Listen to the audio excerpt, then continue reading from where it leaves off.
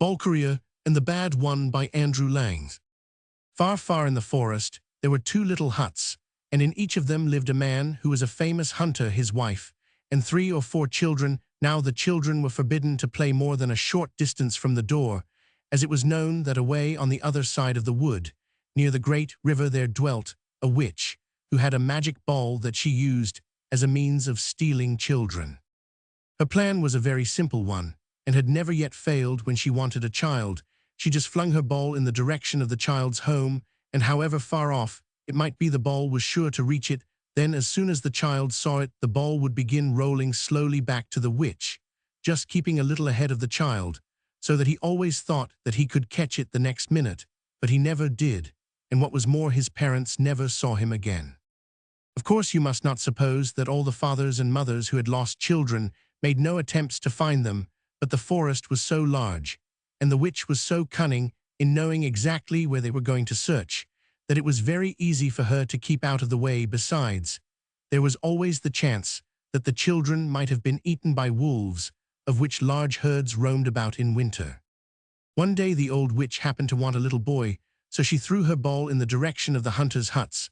A child was standing outside shooting at a mark with his bow and arrows, but the moment he saw the ball, which was made of glass, whose blues and greens and whites, all frosted over, kept changing one into the other, he flung down his bow and stooped to pick the ball up, but as he did so, it began to roll very gently. Downhill. The boy could not let it roll away when it was so close to him, so he gave chase. The ball seemed always within his grasp, yet he could never catch it. It went quicker and quicker, and the boy grew more and more excited. That time, he almost touched it. No, he missed it by a hair's breadth. Now surely, if he gave a spring, he could get in front of it. He sprang forward, tripped, and fell, and found himself in the witch's house. "Welcome, welcome, grandson," said she. "Get up and rest yourself, for you have had a long walk, and I am sure you must be tired." So the boy sat down and ate some food, which she gave him in a bowl. It was quite different from anything he had tasted before, and he thought it was delicious. When he had eaten up every bit, the witch asked him if he had ever fasted. "No," replied the boy, "at least I have been obliged to sometimes, but never if there was any food to be had. You will have to fast if you want the spirits to make you strong and wise, and the sooner you begin the better." "Very well," said the boy. "What do I do first?" "Lie down on those buffalo skins by the door of the hut," answered she, and the boy lay down, and the squirrels and little bears and the birds came and talked to him. At the end of 10 days, the old woman came to him with a bowl of the same food that he had eaten before. "Get up, my grandson, you have fasted long enough. Have the good spirits visited you and granted you the strength and wisdom that you desire?" "Some of them have come and have given me a portion of both," answered the boy, "but many have stayed away from me." Then said she, "You must fast 10 days more." So the boy lay down again on the buffalo skins and fasted for 10 days, and at the end of that time he turned his face to the wall and fasted for 20 days longer. At length the witch called to him and said, "Come and eat something, my grandson." At the sound of her voice, the boy got up and ate the food she gave him. When he had finished every scrap, she spoke, "As before, tell me, my grandson, have not the good spirits visited you all these many days that you have fasted?" "Not all, grandmother," answered he. "There are still some who keep away from me and say that I have not fasted long enough." "Then you must fast again," replied the old woman, "and go on fasting till you receive the gifts of all the good spirits. Not one must be missing." The boy said nothing, but lay down for the 3rd time on the buffalo skins and fasted for 20 days more, and at the end of that time the witch thought he was dead. His face was so white and his body so still. But when she had fed him out of the bowl, he grew stronger and soon was able to sit up. "You have fasted a long time," said she, "longer than anyone ever fasted before. Surely the good spirits must be satisfied now." "Yes, grandmother," answered the boy, "they have all come and have given me their gifts." This pleased the old woman so much that she brought him another basin of food, and while he was eating it she talked to him, and this is what she said: "Far away on the other side of the great river is the home of the bad one. In his house is much gold, and what is more precious even than the gold, a little bridge which lengthens out when the bad one waves his hand, so that there is no river or sea that he cannot cross. Now I want that bridge and some of the gold for myself. And that is the reason that I have stolen so many boys by means of my ball. I have tried to teach them how to gain the gifts of the good spirits, but none of them would fast long enough, and at last I had to send them away to perform simple, easy little tasks. But you have been strong and faithful, and you can do this thing if you listen to what I tell you. When you reach the river, tie this ball to your foot, and it will take you across. You cannot manage it in any other way, but do not be afraid. Trust to the ball, and you will be quite safe. The boy took the ball and put it in a bag. Then he made himself a club and a bow and some arrows, which would fly further than anyone else's arrows. Because of the strength the good spirits had given him, they had also bestowed on him the power of changing his shape, and had increased the quickness of his eyes and ears so that nothing escaped him, and in some way or other they made him understand that if he needed more help, they would give it to him. When all these things were ready, the boy bade farewell to the witch, and set out. He walked through the forest for several days without seeing anyone but his friends, the squirrels and the bears and the birds. But though he stopped and spoke to them all, he was careful not to let them know where he was going. At last, after many days, he came to the river, and beyond it he noticed a small hut standing on a hill, which he guessed to be the home of the bad one.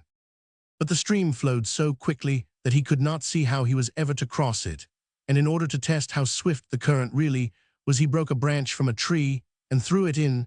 It seemed hardly to touch the water before it was carried away, and even his magic sight could not follow it. He could not help feeling frightened, but he hated giving up anything that he had once undertaken, and fastening the ball on his right foot, he ventured on the river. To his surprise, he was able to stand up. Then a panic seized him, and he scrambled up the bank again. In a minute or two, he plucked up courage to go a little further into the river, but again its width frightened him, and a second time he turned back. However, he felt rather ashamed of his cowardice, as it was quite clear that his ball could support him, and on his third trial he got safely to the other side. Once there, he replaced the ball in the bag and looked carefully round him. The door of the bad one's hut was open, and he saw that the ceiling was supported by great wooden beams from which hung the bags of gold and the little bridge. He saw too the bad one sitting in the midst of his treasures, eating his dinner and drinking something out of a horn. It was plain to the boy that he must invent some plan of getting the bad one out of the way, or else he would never be able to steal the gold or the bridge. What should he do? Give horrible shrieks as if he were in pain, but the bad one would not care whether he were murdered or not. Call him by his name. But the bad one was very cunning and would suspect some trick. He must try something better than that. Then suddenly an idea came to him, and he gave a little jump of joy. "Oh, how stupid of me not to think of that before," said he, and he wished with all his might that the bad one should become very hungry, so hungry that he could not wait a moment for fresh food to be brought to him. And sure enough, at that instant the bad one called out to his servant, "You did not bring food that would satisfy a sparrow. Fetch some more at once, for I am perfectly starving." Then, without giving the woman time to go to the larder, he got up from his chair and rolled staggering from hunger towards the kitchen.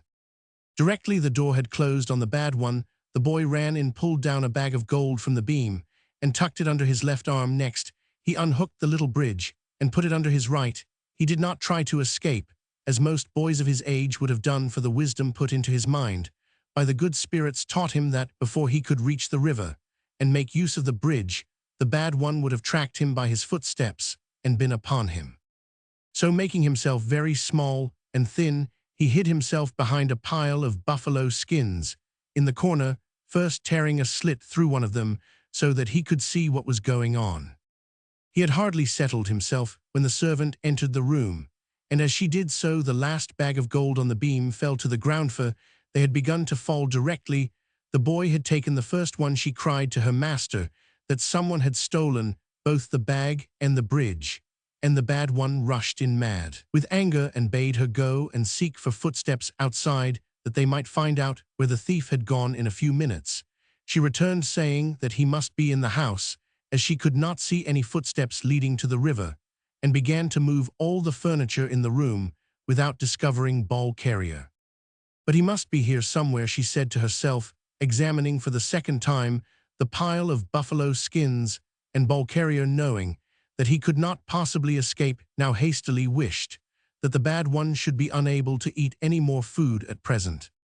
"Ah, there is a slit in this one," cried the servant, shaking the skin, "and here he is."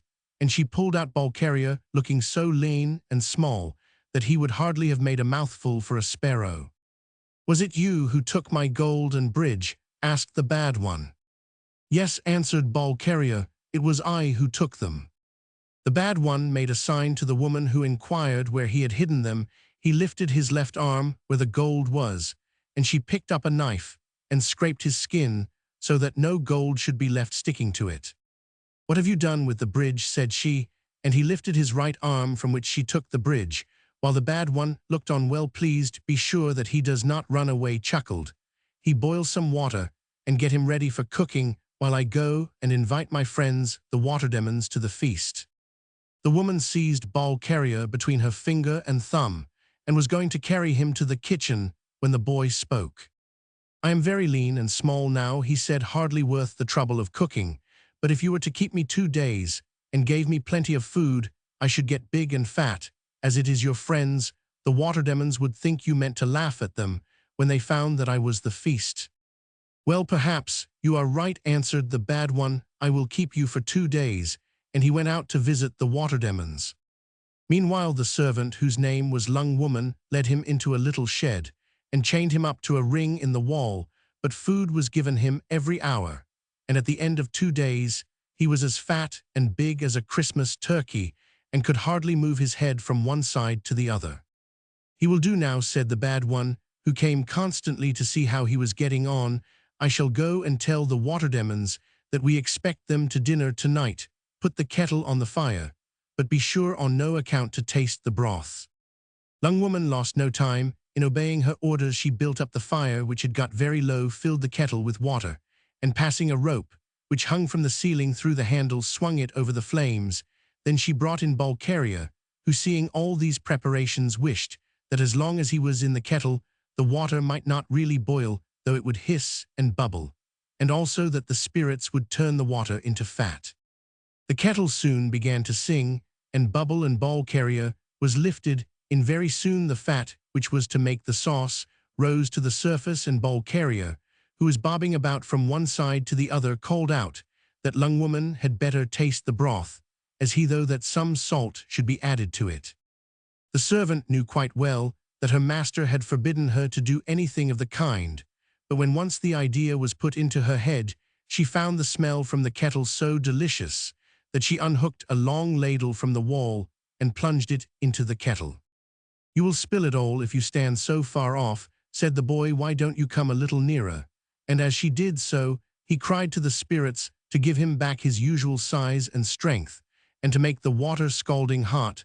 Then he gave the kettle a kick which upset all the boiling water upon her, and jumping over her body, he seized once more the gold, and the bridge, picked up his club and bow and arrows, and after setting fire to the bad one's hut, ran down to the river, which he crossed safely by the help of the bridge. The hut, which was made of wood, was burned to the ground before the bad one came back with a large crowd of water demons. There was not a sign of anyone or anything, so he started for the river, where he saw Bulgaria sitting quietly on the other side. Then the bad one knew what had happened, and after telling the water demons that there would be no feast, after all, he called to Bulgaria, who was eating an apple. "I know your name now," he said, "and as you have ruined me, and I am not rich any more, will you take me as your servant?" "Yes, I will, though you have tried to kill me," answered Bulgaria, throwing the bridge across the water as he spoke. But when the bad one was in the midst of the stream, the boy wished it to become small, and the bad one fell into the water and was drowned, and the world was rid of him. U.S. Bureau of Ethnology.